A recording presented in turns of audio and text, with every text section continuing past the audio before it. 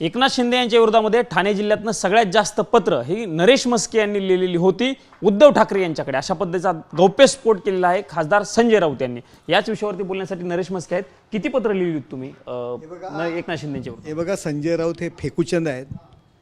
आतापर्यंत एकनाथ शिंदे साहेब असतील, देवेंद्रजी असतील, अनेक लोक असतील पक्षातील, त्यांच्या विरुद्ध अशाच पद्धतीने खोटे आरोप, माध्यमांसमोर खोटं बोलणं, म्हणून मी त्यांना फेकूचंद बोलतोय। नरेश म्हस्के हा कायम आपल्या विरोधात बोलत असतो। सकाळी जी काही पत्रकार परिषद घेतो त्याला नरेश म्हस्के बिनधास्तपणे ज्या दिवशी एकनाथ शिंदे साहेबांनी भूमिका घेतली त्या दिवशीपासून उत्तरं देत असतो। त्यामुळे नरेश म्हस्केंवरचा राग मी समजू शकतो, परंतु मला या ठिकाणी त्यांचा नेता म्हणून मी आजपर्यंत रिस्पेक्ट करत होतो। परंतु मला या ठिकाणी आपल्याला सांगायचं आहे की उद्धव ठाकरे असतील, रश्मी ठाकरे असतील, यांच्या विरुद्ध आमदार, खासदार यांना भडकवणारे हे संजय राऊत प्रथम क्रमांकावर होते। संजय राऊत हे नेहमी ज्यावेळी त्यांना राज्यसभेची उमेदवारी आत्ता जी ज्यावेळी मिळाली आणि ती जाहीर करण्याकरता उशीर लावत होते, त्यांना देत नव्हते, त्यावेळी आमदार, खासदारांना घरी बोलावून कार्यकर्ते, पदाधिकारी यांच्या समक्ष संजय राऊत हे उद्धव ठाकरेजी सोडा, रश्मी ठाकरे वहिनींना सुद्धा शिवीगाळी करायचे। हे सगळ्या शिवसेनेला माहिती आहे। रश्मी ठाकरेंच्या बद्दल काय बोलत होते संजय? शिवीगाळी करायचे हे सुद्धा मी तुम्हाला बोलतो। ही विषय नाही आहे, मीडियासमोर सांगण्याचे विषय नाही आहेत, परंतु ते जर अशा पद्धतीने खोटं बोलत असतील तर हे लोकांना सांगावं लागेल। उद्धव ठाकरे हे मुख्यमंत्री पदाकरता वेळ देत नाहीत मुख्यमंत्री झाल्यानंतर, म्हणून काही आमदार, खासदारांना यांनी बैठक घेऊन त्यांचं नाव मुख्यमंत्री पदासाठी घ्या याकरता सुद्धा मागे लागले। पवईच्या हॉटेलमध्ये काही आमदार, खासदारांनी यांना समाधान वेळ म्हणून बैठकसुद्धा घेतली होती। हेच ते संजय राऊत आहेत। त्यामुळे मजबुरी आमची नाही आहे, मजबुरी तुमच्यासारख्या लोकांच्या असतात। हे फत्राचाळ हे घोटाळे सगळे आपण केलेले आहात।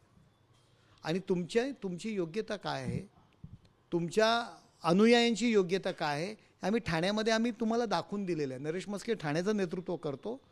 नरेश म्हस्के एकनाथ शिंदे साहेबांच्या मार्गदर्शनाखाली त्यांना दाखवून दिलेलं आहे। आणि काय तुम्ही गप्पा मारताय? पत्र, एक तरी पत्र दाखवावं नरेश म्हस्केंचं।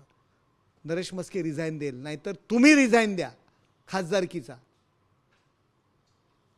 उद्धव ठाकरे यांना काँग्रेसकडे नेलं, त्यांना माहीत होतं की उद्धव ठाकरे हे सांभाळू शकत नाहीत, आणि त्यानंतर उद्धव ठाकरे यांना बाजूला करायचं आणि आपण मुख्यमंत्री व्हायचं हा त्यांचा नियोजित प्लॅन होता।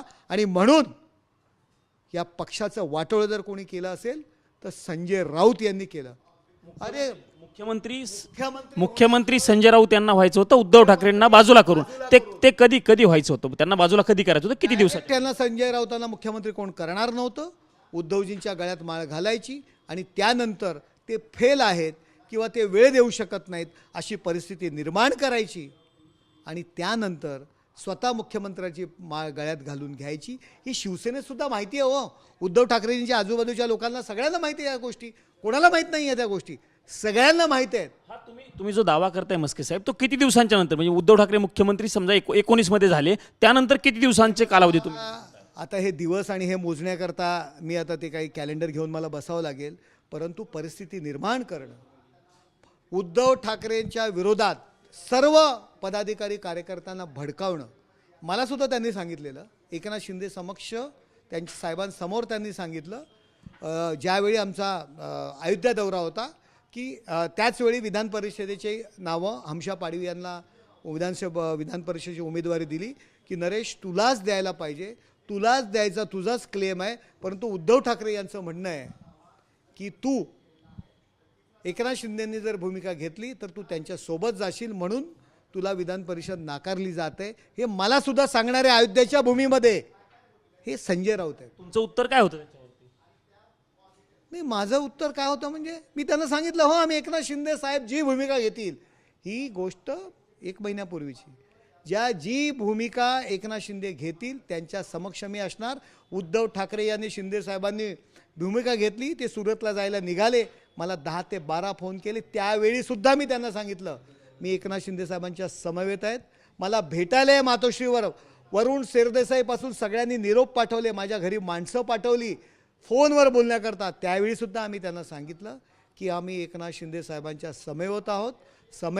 ते जे भूमिका घेतील ती माझी भूमिका असेल हा सांगणारा नरेश ते पहिला जिल्हा प्रमुख रिझाईन देणारा एकनाथ शिंदे साहेबांच्या जी भूमिका घेतल्यानंतर हा नरेश म्हस्के.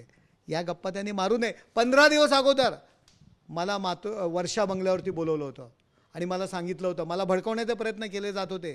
तेव्हा मी सांगितलं एकनाथ शिंदे साहेब जी भूमिका घेतील त्या भूमिकेबरोबर आम्ही आहोत. त्यामुळे माझ्या बाबतीत 50-50 माणसं माझ्याविरुद्ध सोशल मीडियावरती कमेंट्स करायला तुम्हाला ठेवावी लागतात.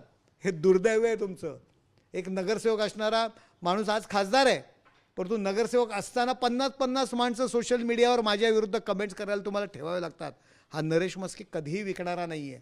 नरेश म्हस्के धर्मवीर आनंद दिघे साहेबांचा चेला आहे. संजय राऊत साहेब, दिघे साहेबांच्या बाबतीत आपलं काय म्हणणं होतं, आपली काय भूमिका होती, किती आपण विरोधात होतात, हे आम्ही समक्ष उदाहरण आहोत.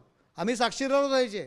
कसल्या गप्पा मारताय? म्हस्के साहेब, 2 प्रश्न फक्त शेवटचे माझे. 10 ते 12 फोन कॉल्स आले होते असं तुम्ही म्हणताय. ते फोन कॉल्स कोणी केले होते? संजय राऊतांनी त्या संजय राऊतांचा कॉल रेकॉर्ड तपासा.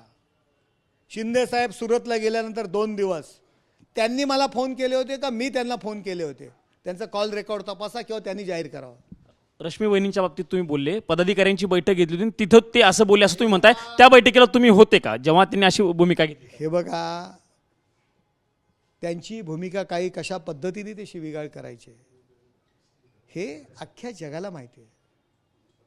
ज्या प्रभू रामचंद्रांचं नाव घेतात, अयोध्यामध्ये म्हणतात की अयोध्यामध्ये शिवसेनेला मी नेलं, त्या प्रभू रामचंद्रांच्या बाबतीत सुद्धा त्यांची कशी वक्तव्य असतात ते शिवसैनिकांना विचारा. ते जे काही खासदार राहिलेले आहेत ना त्यांना सुद्धा विचारा. शेवटचा प्रश्न विचारतो, त्या पत्राबद्दल सांगा. फक्त पत्र लिहिलेत असं त्यांचं म्हणणं. अरे तुम्हाला सांगितलं ना, त्यांनी एखादं तरी पत्र दाखवावं. मी रिझाईन दिलं नाही तर त्यांनी रिझाईन द्यावा. धन्यवाद. आमच्याशी बातचीत केल्याबद्दल. हे खासदार नरेश म्हस्के आहेत. त्यांनी स्पष्ट केलेलं आहे की संजय राऊत यांनी पत्र समोर आणावीत. जर त्यांनी पत्र समोर आणली तर मी राजीनामा देईन, अन्यथा त्यांनी राजीनामा द्यावा, अशा पद्धतीची भूमिका खासदार नरेश म्हस्के यांनी TV9 मराठीशी बोलताना व्यक्त केल्याचं आपल्याला बघायला मिळालं आहे. कॅमेरा पर्सन राकेश कुमार समी, प्रमोद जगताप, TV9 मराठी, नवी दिल्ली.